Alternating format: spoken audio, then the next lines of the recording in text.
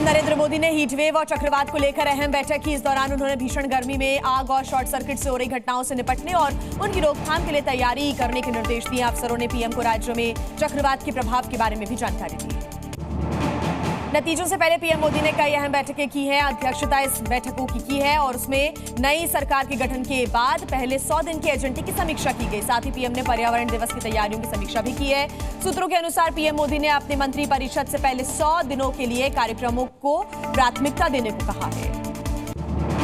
अरुणाचल प्रदेश में बीजेपी ने शानदार जीत हासिल की। विधानसभा चुनाव में बीजेपी ने क्लीन स्वीप करते हुए अरुणाचल की 60 सीटों में से 46 सीटों पर जीत हासिल की और लगातार तीसरी बार सरकार बनाने का जो रास्ता है वो साफ हो गया। तो वहीं कांग्रेस महज एक सीट पर ही जीत पाई। बीजेपी के प्रदर्शन पर पीएम मोदी ने बधाई दी है।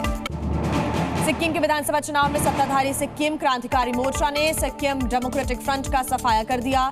एसडीएफ को इस बार महज एक सीट मिली। एसडीएफ के पवन कुमार चामलिंग ने 2 सीटों से चुनाव लड़ा था और वे दोनों से हार गए। कांग्रेस भाजपा को एक भी सीट यहां पर नहीं मिली।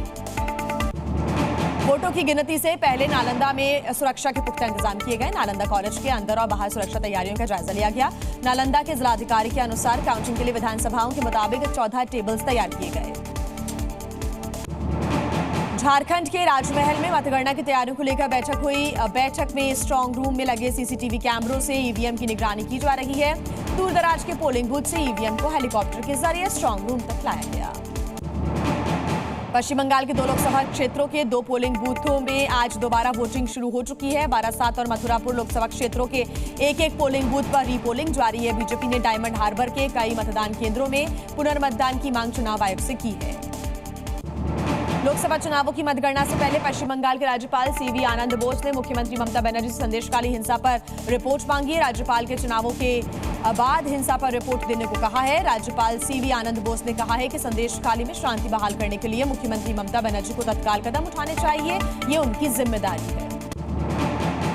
लोकसभा चुनाव के वोटों की गिनती से पहले जारी हुए एग्जिट पोल के आंकड़ों पर कांग्रेस नेता कमलनाथ ने तंज कसा है। कमलनाथ ने सोशल मीडिया एक्स पर लिखा है कि बीजेपी मनोबल तोड़ने के लिए सारे हथकंडे अपना रही है। साथ ही कमलनाथ ने कांग्रेस के कार्यकर्ताओं से काउंटिंग के दिन सतर्क रहने की अपील की है। एग्जिट पोल पर समाजवादी पार्टी के अध्यक्ष और यूपी के पूर्व सीएम अखिलेश यादव ने सवाल खड़े किए। अखिलेश ने कहा कि चुनाव में भी मन की बात लागू नहीं होगी, चुनाव पर जन की बात चलेगी।